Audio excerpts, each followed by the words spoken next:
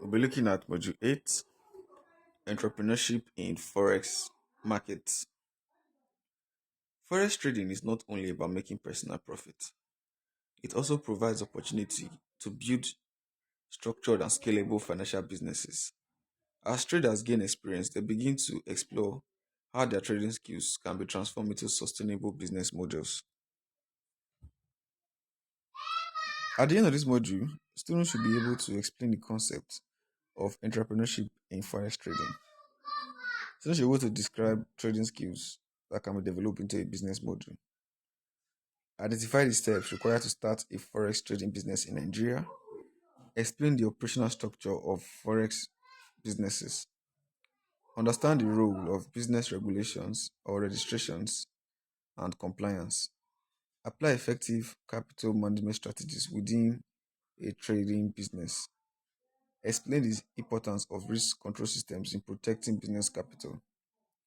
Identify strategies for expanding the forex business. Explain how traders source and manage clients professionally.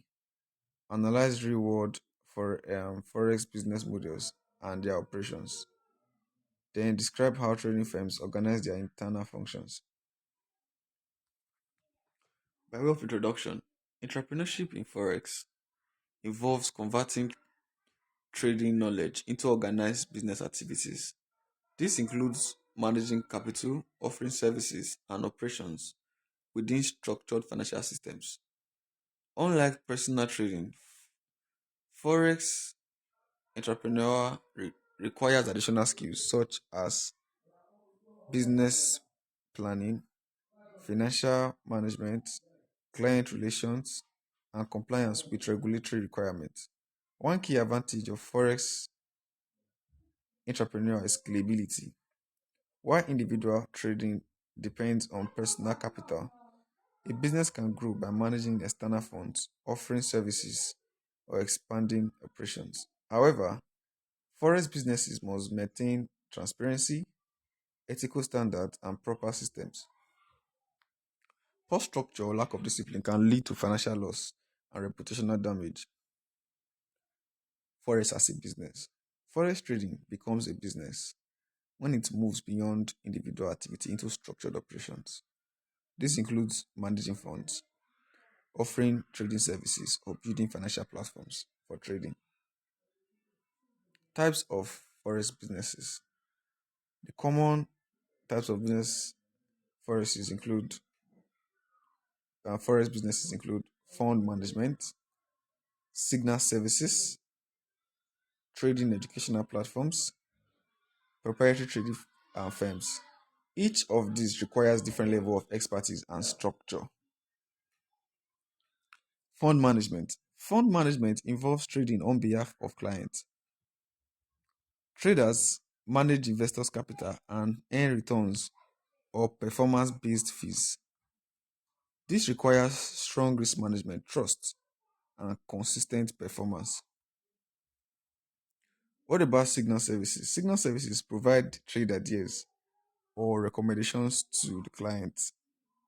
While easier to start, they require credibility, accuracy, and transparency to maintain trust. For educational platforms, these are forest education businesses where they teach trading skills through courses, mentorship, and training programs. The success here depends on your knowledge, your communication, and your value delivery. Proprietary trading firms. Prop firms provide capital to traders and share profit with them.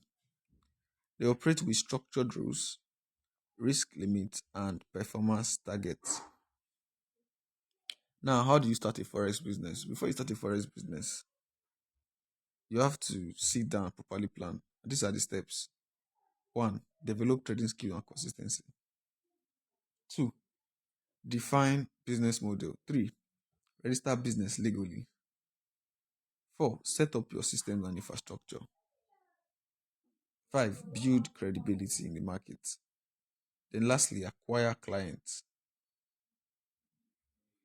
Now, look at your operational structure. A forex business requires organized systems, including trading operations, administrations, and client management. A strong structure ensures efficiency, accountability, and sustainability. Then, starting a business, you also need to consider the capital management. Capital is usually divided into three: proprietary capital, that is the owner's funds; client capital, the investor's funds; and operational capital, the business expenses running it. Proper allocation reduces risk and improves your stability. So you have to learn to separate money that is yours from money that is not yours.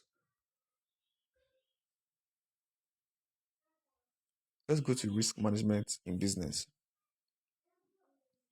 Risk management involves trade level controls, stop loss, account level controls, that is risk percentage. I told you is 1 to 2%. Then portfolio level controls, diversification. These are measures of reducing risk. You can stop loss or take profits. These are trade level controls. Account level control. This is taking a certain percentage from your account and trade. I told you 1 to 2% of total money in your account. The portfolio level, that means you are reducing your risk by investing in various economies. This ensures the long-term survival of the business. This is very, very key when you're starting a forex business, risk management. Then this is also very important when starting a forex business, client sourcing.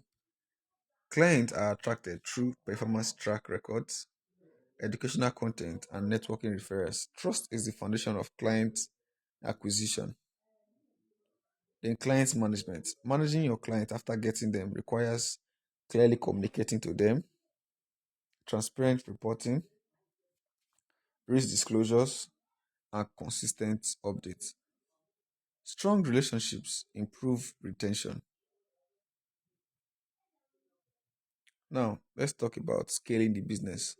Scaling involves increasing capital, expanding services, and building teams. Growth must be gradual to avoid operational and financial risk. Let's look at some of the challenges when it comes to forex entrepreneurship, that is forex business. Challenges include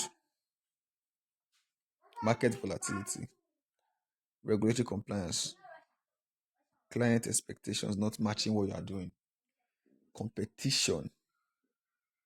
So these are very, very common challenges when you are opening the forex business. You face market volatility, how fast prices fluctuate, regulatory compliance. Can you keep up with the regulations from the SEC, from the Nigeria Exchange Group, from global regulations? Can you keep up? What about your client expectations? Can you give clients what they want? Or would there be an expectation gap? What they actually expect to do and what you're actually doing? Then competition from other forex businesses. Now, successful businesses manage these challenges effectively to do well. Let's look at ethics in forex business. Ethical practices here include honest communication, realistic expectations, transparent operations.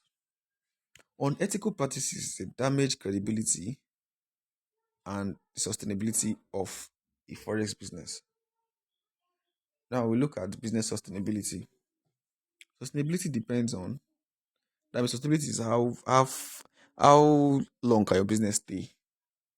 It depends on the consistent performance of your business, the risk control of your business, client trust, and continuous improvement. Long-term success requires discipline and structure. By way of conclusion, this module has explored the concept of entrepreneurship in forex markets and how trading can be developed into a structured business. This module began by explaining how traders can move beyond individual trading into business development, emphasizing the importance of credibility, structure, and consistency.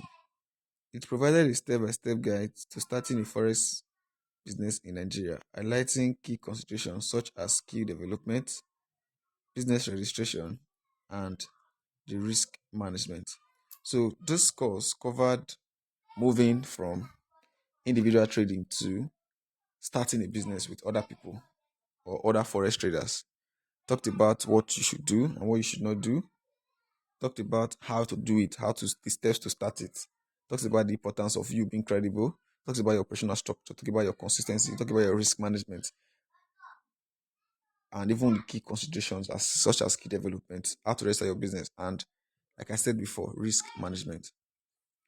By the end of this module, there's an assessment session where you do 15 um MCQ quizzes and you write a report.